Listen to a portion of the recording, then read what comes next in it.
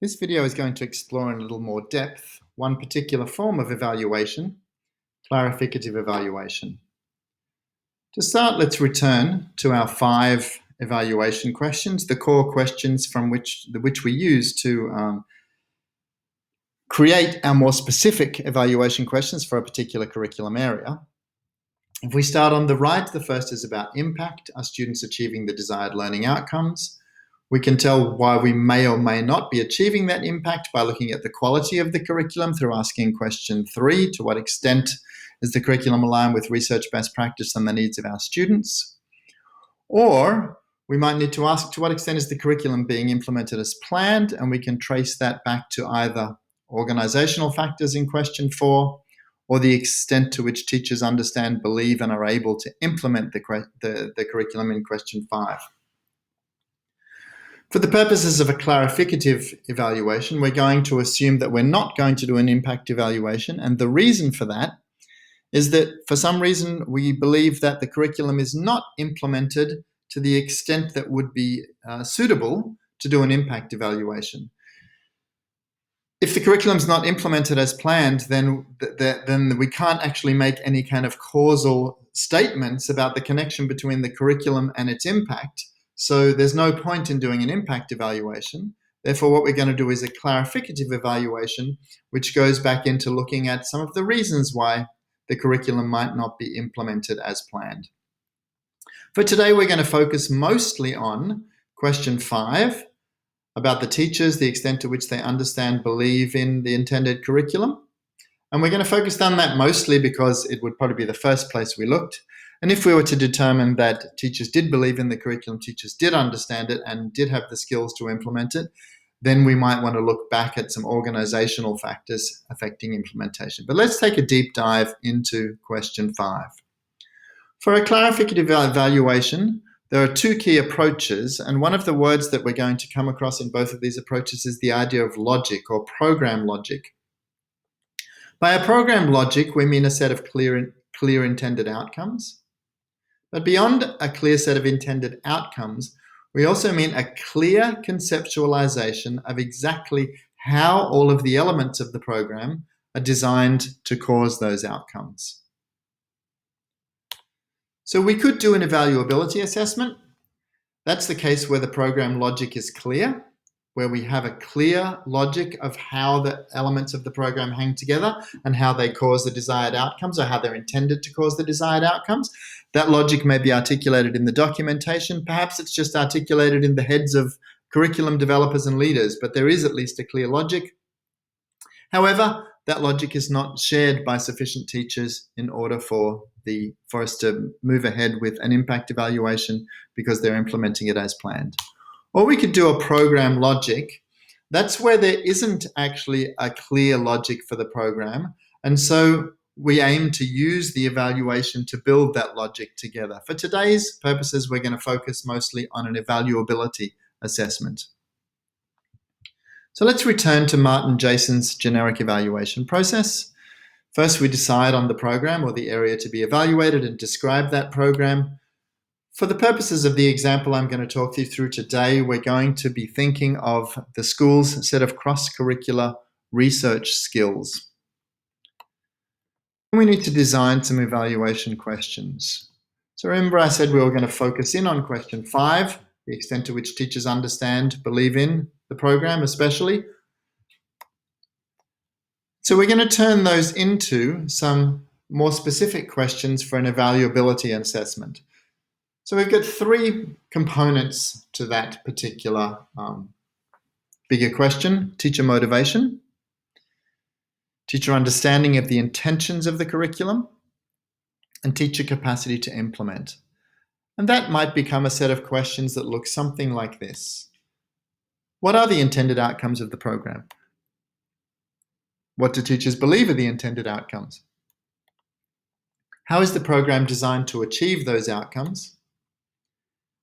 How do teachers interpret the design of the program? What's the underlying rationale for the program? To what extent do teachers understand and believe in this rationale? What skills are needed to implement the program? To what extent do teachers have these skills?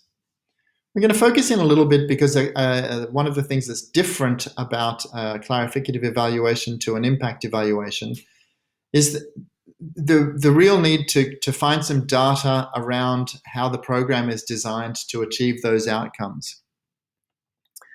So we're going to focus in, as we look at the next two phases of Martin Jason's process, the gathering and analyzing evidence, we're going to focus in on particular the idea that we need to be figuring out how this program holds together to cause the outcomes that it intends.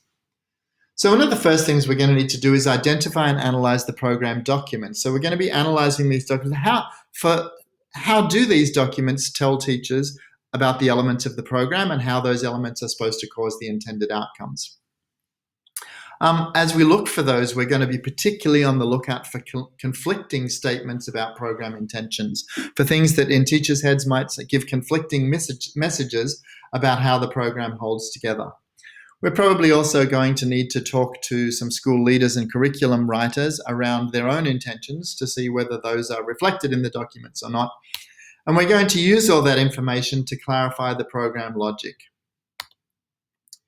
Then we're going to move towards talking to teachers, talking to stakeholders about their understandings and perceptions of the program logic. We might also observe lessons in practice. We might look at teacher documentation and unit planners and planning to get a picture of what teachers believe is the logic of the program. And then we're going to report on the similarities and differences between the logic we found in the document and the leaders' heads to the way teachers are interpreting that logic. So let's take a look. Remember, we're going to look at a set of cross-curricular research skills as a program and how they're implemented in a particular school. Let's assume that we've looked at the documents and we've found quite a clear program logic. So we've clarified the program logic in this way. The intent of this particular piece of curriculum, this particular program, is not just that students will be able to do some practice exercises with research skills. The intent is that they'll be able to transfer them. They'll be able to transfer them to new and unfamiliar contexts and be able to put them in practice independently. So the way the program is designed, there are certain elements that are supposed to lead to this outcome. Those elements include modeling and deconstruction of strategies and component skills. As you look at this program logic, you'll probably recognize it because it's heavily based on our PTC definition of skill-based understanding. Second component is joint construction and guided practice of those strategies and component skills. The third component is independent application. And there's a component of reflection on strategy use. Now, within the documentation, each of these components also has a rationale. So the modeling and deconstruction is meant to help students understand what excellent performance looks like. Then it's meant to help them know what good looks like, what some of these strategies and component skills look like when they're performed by an expert. The guided practice stage is meant to simplify the context, simplify the situation so that all of the other distractions of the context are minimized so that students can focus in on that particular strategy or particular component skill very easily in the practice stage. Independent application is meant to help students explore the use of those strategies in more complex application situations. And the reflection component is meant to help students develop an understanding of when, where, and how each strategy or component skill works, and to increase their ability by understanding that of selecting a context-appropriate strategy for a purpose they want to achieve. And being able to select that context-appropriate strategy or skill, component skill, put them all together in their repertoire is really what is going to lead to transfer. So we've taken this logic from the program documents. We would document also exactly where and how this logic is embedded in that curriculum documentation as part of our final report. We would document the ways in which the logic of each piece is embedded in the curriculum documentation. Then we're going to move on to interviewing or surveying the stakeholders, the teachers. So we need to investigate the extent to which teachers understand the overall logic. We'll do that through both some kind of self-report with interviews and surveys, but also through artifacts with unit plans and lesson plans to see the way they're interpreting each of the pieces of this. We'd also investigate the ways they understand each of the individual elements, as well as the way they understand the logic holding together. And we probably need to look at the extent to which they have the skills to implement each piece. We can do that by, once again, some surveys or interviews, but also by observing lessons. So we've got all our information, and we're going to write that report at the end about the differences between what we found in the program logic and what we heard from teachers' understandings of that. One of the things that's really interesting, these are some quotes from John Owen. The whole process of doing an evaluability assessment can help increase understanding and commitment to the program.